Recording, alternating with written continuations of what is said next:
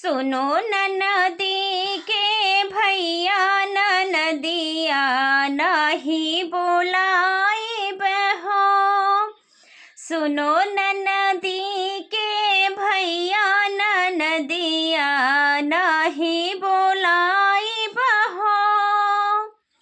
तुम ही त राजा मोरे जइहा बजरिया, तुम ही त राजा मोरे जइहा बजरिया, जइहा बजरिया हो जइहा बजरिया। तुम ही त सूठ गुड़ लइहा ननदिया नाही बोलाई बहो। तुम ही त सूठ गुड़ लइहा ननदिया नाही बोलाई बहो। सुनो ननदी के भैया ननदिया नाही बोलाई बहो। सुनो ननदी के भैया ननदिया नाही बोलाई बहो। नाही बोलाइब राजा नाही बोलाइब, नाही बोलाइब राजा नाही बोलाइब। तुम ही त राजा मोरे कुटिहा पिसिहा ननदिया नाही बोलाइब हो। तुम ही त राजा मोरे कुटिहा पिसिहा, तुम ही त हरियरा बनैहा ननदिया नाही बोलाइब हो। सुनो ननदी के भैया ननदिया नाही बोलाइब हो। सुनो ननदी के भैया ननदिया नाही बोलाइब हो।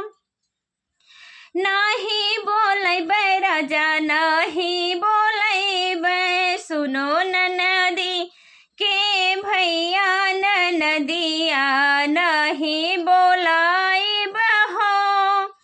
खाना परोसी राजा हमके ले अइहा, खाना परोसी राजा हमके ले अइहा। तुम ही त चटिहा करहिया ननदिया नाही बोलाइब हो। तुम ही त चटिहा करहिया ननदिया नाही बोलाइब हो। सुनो ननदी के भैया ननदिया नाही बोलाइब हो। सुनो ननदी के भैया ननदिया नाही बोलाइब हो। चाटे पोछे राजा द्वारे पे ठाढ़े, चाटे पोछे राजा द्वारे पे ठाढ़े। मोछिया में लागे मखिया ननदिया नाही बोलाइब हो। मोछिया में लागे मखिया ननदिया नाही बोलाइब हो। सुनो ननदी के भैया ननदिया नहीं बोलाइब हो। सुनो ननदी के भैया ननदिया नहीं बोलाइब हो।